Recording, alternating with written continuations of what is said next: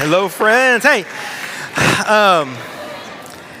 yes, talking about friendships. There may not be a more compelling, maybe like dating or sex would be something that teenagers would talk about more, but it's also a little more awkward to talk about that. So friendship's probably one of the most important things we'll talk about.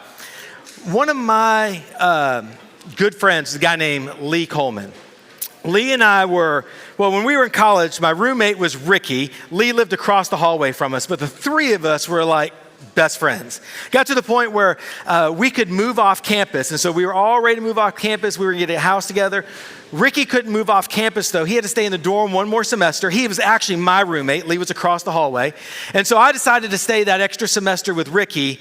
Lee moves off with some guys. So at the end of that semester, it's summer. I'm serving as a student pastor at a little small church, and the dorms closed down. You're not allowed to stay in the dorms during the summer. So I'm trying to find a place to live. Well, I move into the house with Lee and his roommates that they had started the last semester. It's a great, perfect fit. I could be there in the summer. And then when school started back, Ricky, my roommate, was coming back, and another good friend of mine named Chris was coming back. Three of us were going to get an apartment or a house. Lee and his friends were going to stay in that house, but again, still really close friends. And so it was I'm going to give you all a little bit longer of the story.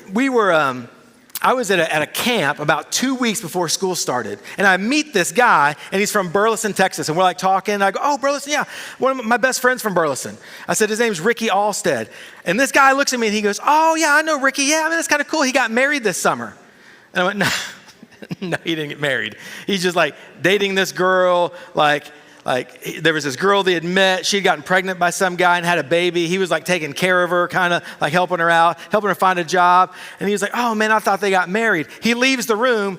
I got a little uncomfortable, so I call Ricky's house. His mom answers, and I go, hey, Miss Allstead, hey, did Ricky get married this summer? This is my best friend. And she goes dead quiet on the phone. I'm like, oh my goodness, this is crazy. So all of a sudden, it's 2 weeks before school, and our 3-person apartment's down to 2 people, just me and Chris. And so I had this apartment lined up. I'm like, well, we're going to look at something different, a little bit cheaper. And so we're now 5 days before school starts. Chris is in town. We're driving around. We're at this apartment. We're looking at this house, trying to decide what it is. And we're just hanging out. We get to 2 days before school starts. And Chris goes, hey, man, I've been meaning to tell you this whole time, I'm not coming back to school this semester. All of a sudden, I got 2 days till school starts. I got no roommates, no place to live. So I go straight to Lee. I go, Lee, I was living in his house, but I was living in a space that a guy was coming back to. And I said, hey, I don't know what to do. I got no place to live. I can't get back into the dorm. You're my only friend. And so he talked to those guys, talked them into it, and I got to move in. It was like a house for 4 people, but we moved in for a house for 5 people because that's what friends do. He and I stayed good friends. I was a part of his engagement. I helped him plan his engagement. I was a groomsman at his wedding. This is a picture. This goes way back. Young Brett was a groomsman at his wedding. So that was 20 plus years ago. On January 21st of this year, when City Church launched, Lee Coleman sat right back there because he drove down from Waxahachie, where he lives, to come be a part of the launch of City Church because he's a friend. That's the kind of friend I hope you have. College roommate that you're in their weddings, and that 20 years after, you're still big moments show up for each other. I want you to have that. And I think if you guys are really honest, I don't think I'd have to say by show of hands who wants that. We all want that. We want close friendships. We want good relationships. In fact, TV shows and movies and things like that we watch, they pick up this theme of friendships, and we kind of connect with them. When I was a kid, there's a movie, it's an old movie called The Goonies. Group of friends. I watched it over and over and over again because you're we want those kind of friends. I'm going to prove it to you. I think this will work. I'm just going to read some first names, TV show characters, friends and TV show characters. I'm going to read just first names, not first and last, just first names of characters. And when you know what I'm talking about, yell it out. Here are the friends. You ready? Mike. Stranger Things. Will. Somebody needs therapy over here. Goodness. Mike, Will, Dustin, Lucas, Max, Steve, right? We connect. She knew it was coming. As soon as I said friends, she's like, yeah, that's a group of friends. Okay, let's do another one. I don't know. I've never seen this one. I think this is a group of friends. You ready? Here we go. Shh. So you can yell it out. If you can yell it on the first name, you're going to be okay, you ready? Archie, Reggie, Riverdale, Archie, Reggie, Veronica, Betty, Jughead. Who got it that fast? Got on the first one. We can go back. Let's go back 25 years and just see if it resonates. You ready? Joey, Chandler, Ross, right? Yes. All right. Now calm it down. Dial it back in. Shh. Point being, even the media, TV and movies knows that we connect with people, friendships. I'm gonna be honest with you guys. Like when the student ministry team, I can brag on them because I just come up and speak. I don't plan anything.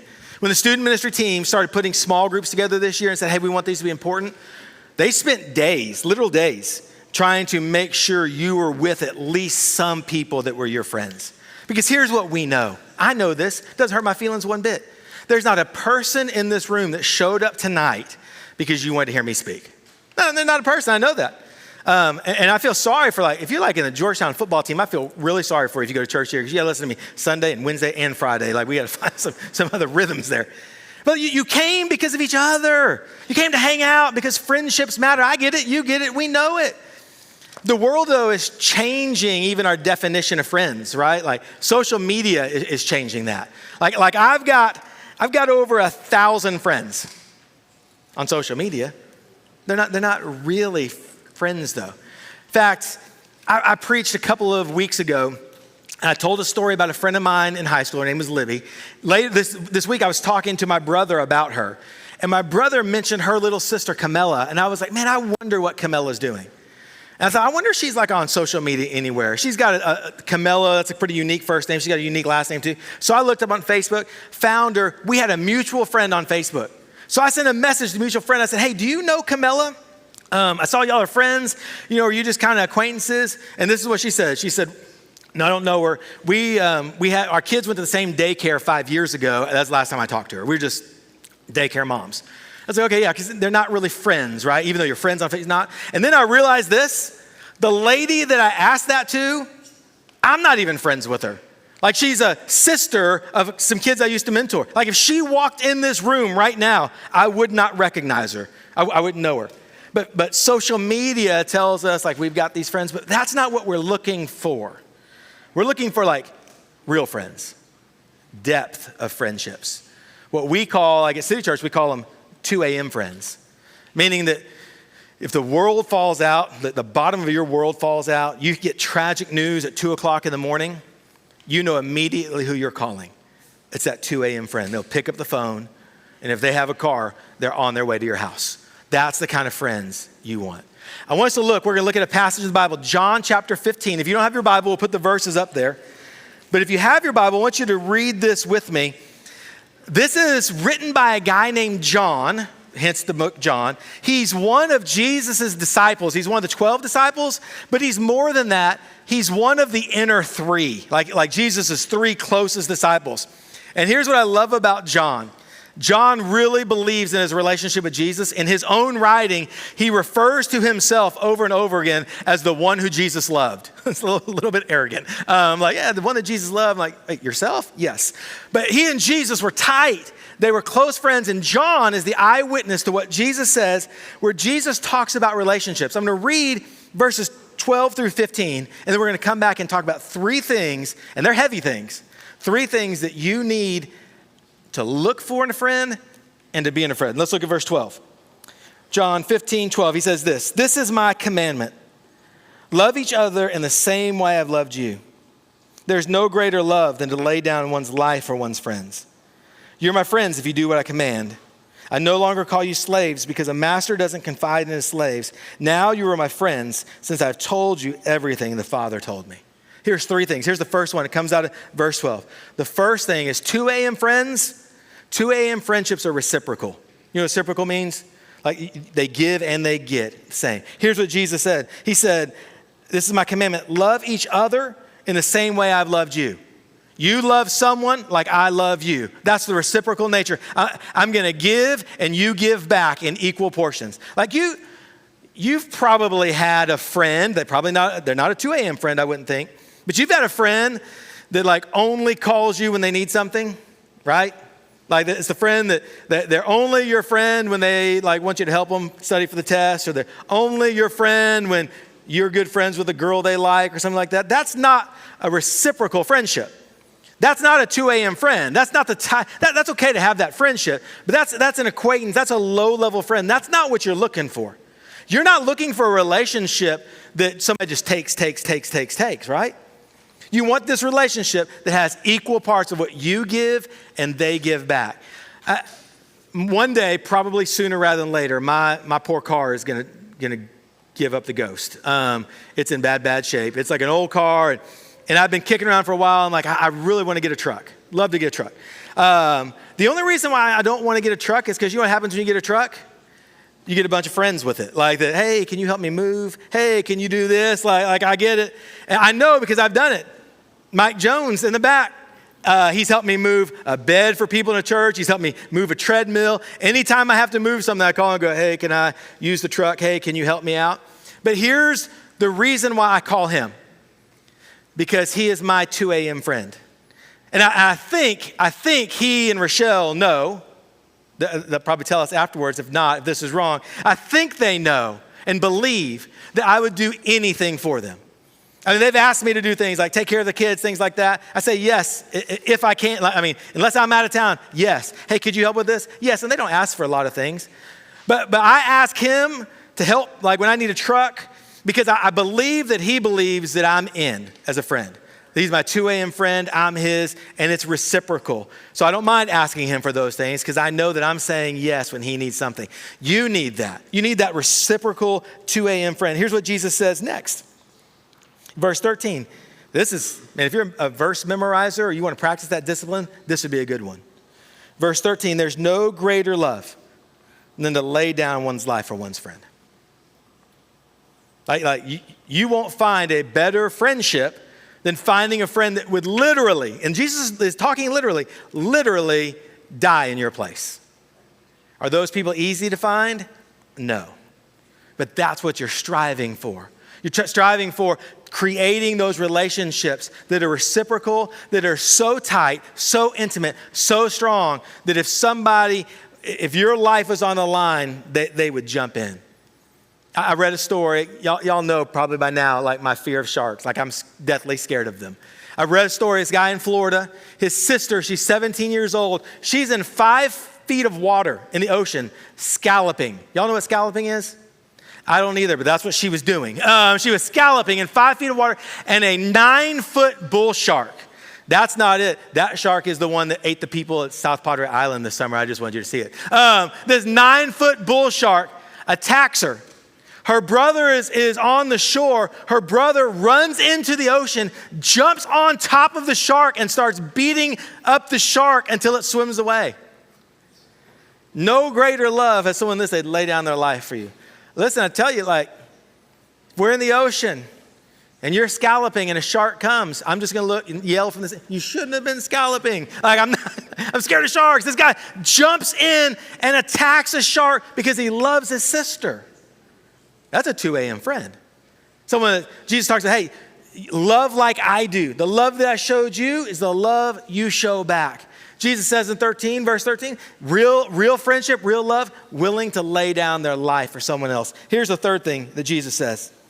He says that 2 a.m. friends are transparent. I'll tell you what I mean by that, but let's look at the next couple of verses. Verse 14. He says, you're my friends if you do what I command. Then he says, I no longer call you slaves, but a master, because a master doesn't confide in his slaves. Now you're my friend since I've told you everything the Father told me. Now we're going to stop there because we got to jump through the word, talk about the word slave here. Because when we hear the word slave, our context is America, early America. Not the same context from which Jesus is talking. So in Jesus' days, there were generally 2 types of slaves.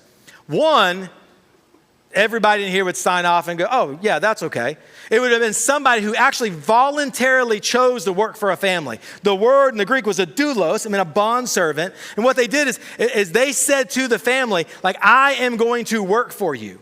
And they got Sometimes they got paid, they got an education. Sometimes it was the way they fed their family because they were somebody that didn't have a job. It was like being a butler or a nanny or live-in maid. It was something that oftentimes was actually, we hear slavery and we think of like inhumane things. The bond servant in Jesus' day was actually very humane. It was like, hey, here's how we provide food and education for people and for families to help them on the way up. And so a family might come and go, hey, we live with this family, and their kids get educated and their kids go off and do their thing. It was a good relationship. There was bad slavery in Jesus' time, though. There was times where countries went to war. And after you defeated another country, you had two options. You slaughtered them, killed them, or you took them and made them work for you. And they became slaves. I'm not making an argument for that being humane. It was more humane than murdering a family. But still, let's be fair, still wasn't like great treatment. We hear this, like every time I hear the word slave, I think of like early America, the most inhumane. Taking human beings and robbing them of their dignity. It wasn't even like taking prisoners of war. It was going into other countries and stealing people from their families. The worst of slavery. It's the kind that goes on today when you see like sex slavery and human trafficking. It's that worst kind of stuff that we think of. But when Jesus is talking here, I just want you to have clarity, he's not talking about that. He's talking about his disciples. So the word doulos, which is translated here slave, also translates servant. And actually other translations use the word servant. Because Jesus is talking to his disciples, and here's the relationship they had. He was the rabbi, he was the teacher, they were the followers. And you can read in the Bible, Jesus would go and he'd be teaching a large crowd of people, and it'd come dinner time. And he'd look to the disciples, he'd go, hey, y'all go into town and get food for everybody. That's what they did. They were serving. They were like the interns to the teacher. He gave them the jobs. Hey, you guys are going to go 2 by 2. You're going to go to this town. You're going to go to this town. You're going to go to this town. You guys are going to share the gospel with people. They were like friends. And that's the whole point that Jesus says here, though. But here's what he says. So it's not slaves like we would think in an American context. It's like intern and teacher, servant and master, a master teacher and the servant learning. But here's what he says. Here's the point. He says in verse 14, a master doesn't confide in his slaves. The professor isn't friends with the intern. He says, but I am. We have been. And he goes on, now you're my friend since I've told you everything the Father told me. Like Jesus, these guys, even though they're like interns, he says, you're more than your friends. Like we're 2 a.m. friends. In fact, I'm going to go die for you. And what you don't know, gentlemen, as he's talking to disciples, is most of you are going to die for me. But he says, hey, transparent. You know everything that the Father's told me. You know all the secrets. You know all of what's coming. You know all of the deep things. I've shared them with you because we're friends. Here's what 2 a.m. friends look like. 1, it's reciprocal, right? You give as much as you get. Willing to lay your life down, that's the highest of bars. But it's also transparent. What that means is you want the type of friend that you can share what you are really deeply feeling. Guys, and when I say guys, I'm talking like gentlemen, men in the room. It's hard for us. Girls, y'all do so much better than us than that. Like y'all share your feelings. Like guys, we feel like we'll be weak. We'll feel like we'll be like babies. And so we put on the tough outer shell. But real friendships, even real guy friendships, say, hey, this is what I feel. For a guy to look to another guy that's a friend and be able to say, I'm afraid of this. This has broken my spirit. This makes me sad. Guys, we don't do that. 2 a.m. friends do. Girls, y'all do so much better at it. And bless God that you do, because you need those type of friendships. They say, here's what I'm feeling. Here's what I believe. This is core to what I believe. Here's what I'm thinking and I'm wrestling with. Those are the kind of friendships you need. That give back and forth, willing to die for each other, and says, you know what? I'll take the mask off. I'll take the shell off, and I'll tell you who the real me is and what the real me's thinking. Scary. Those things are heavy. Here's your next steps. You ready? Because they're hard. I'm going to give you easy ones, but they're hard to do. The first next step is just start small.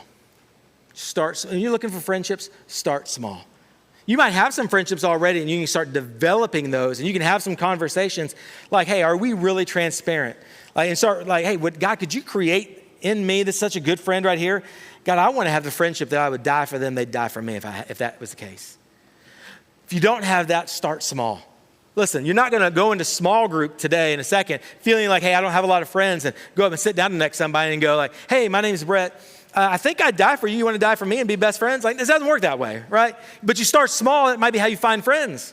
You start looking for people that maybe you're on the outside looking in. And that's a good start to a friendship. I came in this afternoon. I was at a conference in Dallas, and it was a really interesting type conference. It wasn't one where you go sit and you listen to a speaker. The first night, Monday night, they had like this dinner meet and greet, and I wasn't really prepared. I read what I thought it was. I was like, surely that's not it. It was it. They like had you come at 5 o'clock to walk around the room. They had some appetizers and stuff like that, and then you're supposed to go to dinner with people at 6. I don't know anybody there. No one knew anybody that was there. Like, it's just a bunch of strangers. Luckily, I'm a little bit extroverted. I don't mind talking to people. But when I walk in the room, I'm like, yeah, this room, and there's people circled up and talking, and I feel comfortable. But what I started doing was looking for the person who I knew was dying inside that room. That person was like, I don't know anybody. Standing against the back wall. There was a guy sitting at a table all by himself, looking at his phone. So I just walked up and I said, hey, is anybody sitting here? And he goes, no, sit down. So I just said, hey, what's your name? So his name's Scott. He's from Jennings, Louisiana. We just started talking and just trying to make him feel more comfortable. Then I saw this guy kind of walking around. He was just like pacing around the room, like he doesn't know where to land. And so as he walked by our table, I said, hey, come join us. And he came and joined us. Found out, ironically, he was a pastor of a church that comes to Camp Collider, used to. And I was like, oh, that's kind of cool. But just started talking. So later I got them kind of talking. And I got up and just started walking around the room because I'm trying to be a friend to people. See these two guys, they're just standing up against the wall. Older guy, younger guy, found out, son and dad. Went up, they're from State College in Pennsylvania, and talked to them for about 15, 20 minutes, just trying to make people feel comfortable. Now listen, I didn't walk away from that event with like best friends.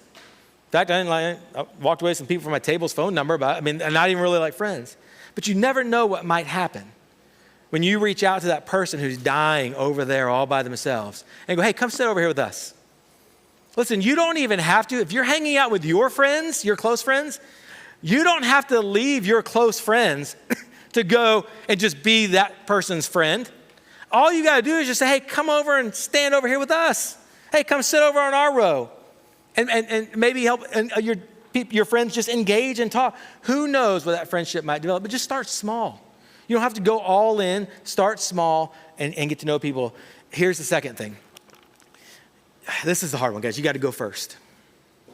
You've got to go first. It's hard to go first and be the first person to speak transparently. Because what if no one else does? It's hard to be the person that invites people together and go, hey, do y'all want to get together and do something this week? Hey, we can come over to my house. Hey, does anybody want to? It's hard to go first because if no one shows up, that hurts. It's hard to be the person who reaches out because you might get rejected and it hurts. And so what we typically do is we just all kind of stand around and wait for someone else to reach out. But if you want to be a 2 a.m. friend, you're going to have to be the person that risks. And it's hard. I'm not pretending like it's not deathly terrifying for some of you. But that's how you find friends. And sometimes, you know what? Sometimes you're going to risk it and it's going to hurt. But sometimes you're going to risk it and it's going to land. And sometimes you're going to be the first person to go and that person's going to share some things back. And all of a sudden, that friendship that was at level 1 already jumps to level 4. And you're on the track to maybe this person becoming the type of friend you've been praying for and dying to have. I'll show you a picture of these two guys. This is Lou and Bobby. Lou and Bobby have been friends for 62 years. They started riding bikes together in the summer of 1962, have been friends ever since. They both ended up staying like within 5 miles of the town they grew up in. And every Saturday, these two guys get together. I think they're in their late 70s, early 80s, I believe. They get together every Saturday, go run errands, talk, share life. And here's what one of them said. One of them said, hey, I got a lot of friends, but there's something special about this guy. Yeah, you've been friends for 62 years. They say it takes 300 hours before you'll step into the realm of possibly being a best friend of somebody. So it's not easy, but it's worth it. 2 a.m. friends you need, you're designed for them, you want them. It's hard. You know, I'm going to add something. I said start small and go first. I'm going to add a third thing if you're a note taker. Start praying. Start praying that God would bring you friends. I wasn't going to tell you this story, but I'm going to tell you this story and then we're going to go. I was done, but I just want to hear this story. I was a sophomore in high school. I had lived in Killeen, Texas all my life. When my mom remarried and my dad was an Apache helicopter pilot for the Army. And so we went and lived in Germany for 3 years. And this was before cell phones, before internet, before like you had to write letters and it took months. And so I was really out of communication with friends. 3 years later, we moved back to the same town, to the same house. But everything had changed in 3 years. My friends who lived across the street didn't live there anymore. These friends were driving. These friends who used to hang out together, they hang out with this person. This guy plays baseball, so he hangs out with the baseball guys. Everybody, like I thought I was coming back to how I grew up and everything was changed. Everything was different. And my friends had changed and some were doing things I didn't want to do. I wasn't even really walking with the Lord, but I didn't want to get in trouble. You know, I was kind of a good kid. And this is what I found out. I won't tell you the whole story because it's way longer than I intended. But I found myself like every Friday night and Saturday night at my house hanging out with my parents, which, I mean, y'all might like, but it really wasn't like where I wanted my Fridays. I wanted friends. And I didn't know where to find them. I had them, but I didn't have them. I had acquaintances. I just didn't have the 2 a.m. friend. And the reason why I'm adding the third thing, because this is how it worked for me, because that was when I started praying. Again, I wasn't even walking with the Lord at this time. But I started praying, God, would you give me some friends? And I'm going to be honest. I don't remember how quick it was, but it was pretty quick. Marshall Cohen showed up in my life. Martha showed up in my life. A bunch of other people from a church. We started kind of connecting. And probably within a month or so of me praying that fervently, I ended up with a group of 2 a.m. friends. So add that. Start small, go first, pray now. Let's do that. Let's pray. God, let's pray for these students. Lord, every person in here, not just students, every adult in here, Lord, we want friendships. We want people who are deep with us, who are connected to, that have our back. There'll be a John 15:13, lay down my life for you. God, let's pray that you would help this student ministry become a group of friendly students that are friendly to everybody, but also a group of friends that have each other's back. Lord, as we split up here in a few minutes, get in a small group, I pray that you give us great conversation about that. We love you, Jesus. Amen. Amanda, where you at? Oh.